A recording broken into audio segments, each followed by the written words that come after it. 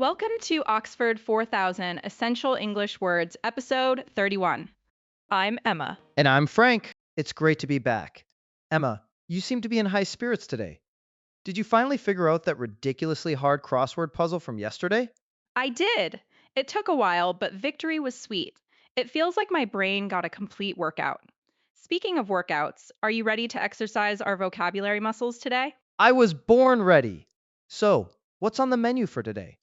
What words are we conquering?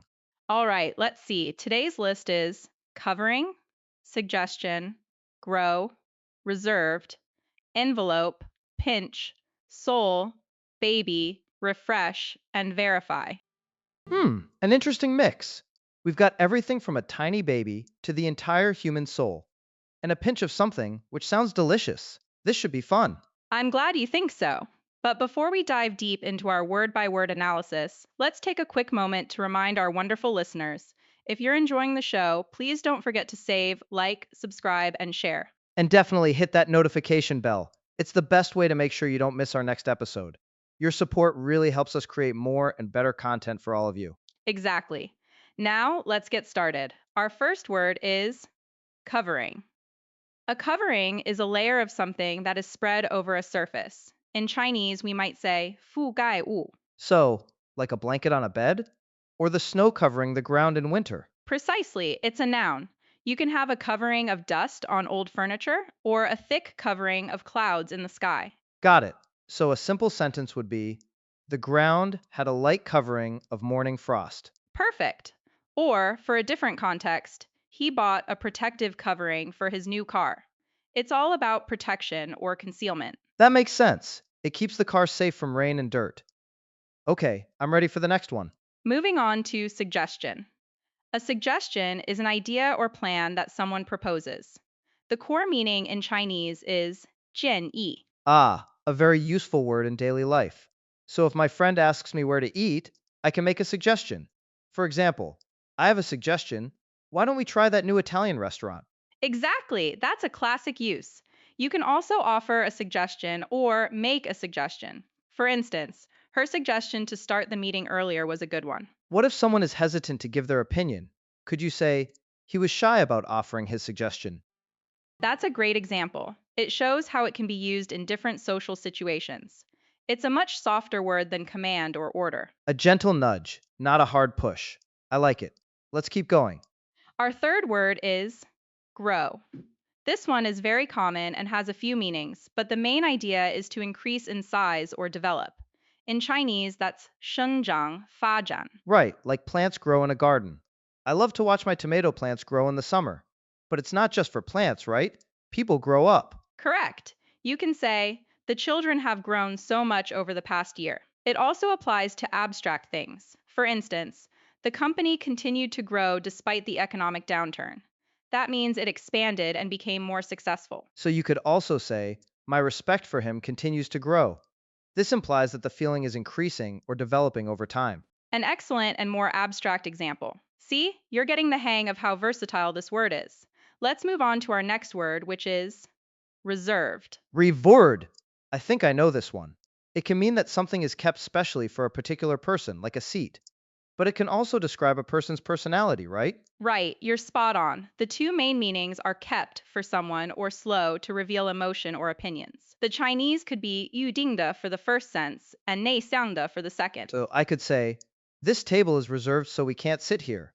And for a person, my new colleague is very reserved. He doesn't talk much about himself. Perfect examples for both meanings. Someone who is reserved is often described as shy or introverted. It's not necessarily a negative quality, just a personality trait.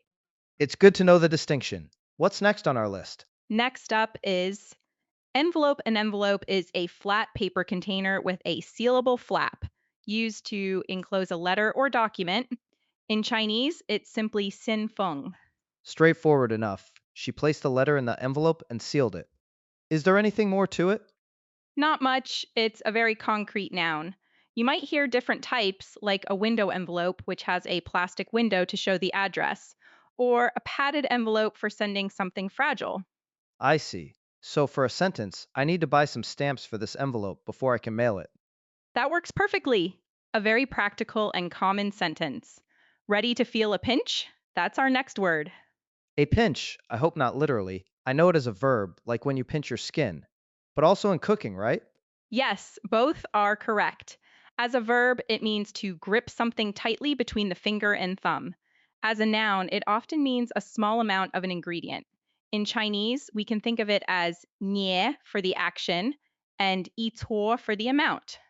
So, ouch, my brother just pinched me for the action. And for cooking, the recipe says to add a pinch of salt.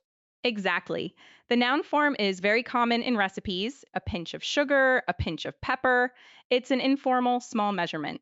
You can also use it figuratively, as in, I'm feeling the pinch, which means you're experiencing financial difficulty. Oh, that's a useful idiom to know. With rising prices, many families are starting to feel the pinch. A very relevant example. Okay, from the physical, let's move to the metaphysical. Our next word is soul. Soul, that's a deep one. It's the spiritual or immaterial part of a human being or animal, right? Often considered to be immortal. That is the primary definition. In Chinese, it is 灵魂. It's a concept central to many religions and philosophies. You often hear it in expressions like body and soul. So, a sentence could be she poured her heart and soul into her music. This means she put all her energy and passion into it. A wonderful common expression. It can also mean the essential quality of something. For example, he is the soul of the team, meaning he is the most important, animating part of it. Or you might hear about a soul music, a genre known for its deep emotional expression. Right, like the music of Aretha Franklin. She's called the Queen of Soul. That makes a lot of sense. Indeed. Now for a word that's at the very beginning of life baby. Aw, baby, a very young child. In Chinese, ying er. My sister just had a baby boy. Congratulations to her! Yes, that's the most common meaning. The baby is sleeping in the crib. It can also be used as a term of endearment or to describe the youngest member of a group. And animals have babies too, right? Like a baby elephant. Absolutely. You can also use it as an adjective, as in a who baby carrots or who baby steps. For example, learning a new language requires taking baby steps at first. Ah, baby steps. Small, incremental progress. That's what we're doing right here. We are! Next, let's refresh our minds. Refresh means to give new strength or energy to something, or to update something. In Chinese, it's 使清新刷新. Like when you're tired and you drink a cold glass of water. The cool drink refreshed me on a hot day. Or on a computer, you refresh a web page. Both are perfect uses.